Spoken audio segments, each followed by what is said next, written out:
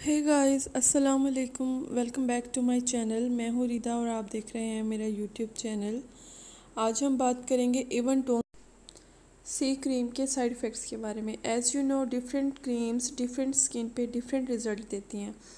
तो मैं आपको सिर्फ ये बताऊंगी कि मैंने ये क्रीम जब यूज़ की तो मुझे इससे क्या साइड इफ़ेक्ट मिला, किसकी रिकमेंडेशन पे मैंने ये यूज़ की और कितने दिन मैंने ये क्रीम यूज़ की। ये क्रीम जो है मुझे मेरी लेज़र वाली डॉक्टर जो थी उन्होंने रेकमेंड की थी और ज़्यादा से ज़्यादा मैंने 25 दिन इस क्रीम को इस्तेमाल किया था। पहले 15 दिन जब मैंने इस क्रीम को यूज़ किया तो मुझे लगा कि मेरी स्किन जो है वो बहुत ज़्यादा अच्छी हो रही है, कलर भी लाइट हो रहा था। लेकिन जब मज़ीद मैंने इसको कुछ दिन यूज़ किया, मैंने इसको सिर्फ 25 दिन यूज़ किया था।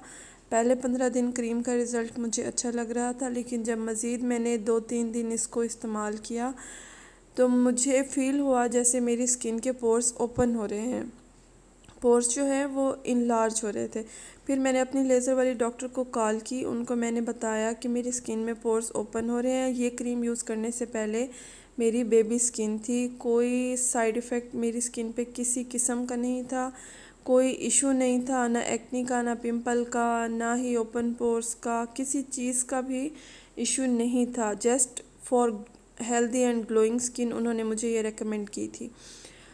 तो जब मैंने उन्हें बताया कि मेरे पोर्स ओपन हो रहे हैं तो उन्होंने मुझे कहा कि बेटा आप ये क्रीम जो है लगाना छोड़ दो, क्योंकि अक्सर ऐसा होता है कि जो मेडिकेटेड क्रीम्स होती हैं उनसे कोई ना कोई इशू हो जाता है।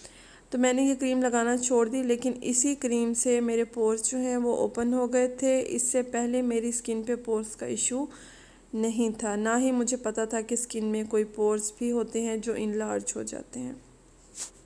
ठीक है, उसके बाद मैंने एक फ़ेस वॉश यूज़ किया, वो मेडिकेटेड था, एक्नीज़ फेस वॉश।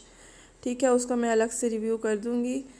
वो फ़ेस वॉश जब मैंने यूज़ किया, मैंने वो डिपार्टमेंटल स्टोर से लिया था, मुझे नहीं पता था कि वो मेडिकेटेड है। लेकिन जब वो मैंने 2-3 दिन यूज़ किया, मुझे एक्नी की प्रॉब्लम हो गई थी।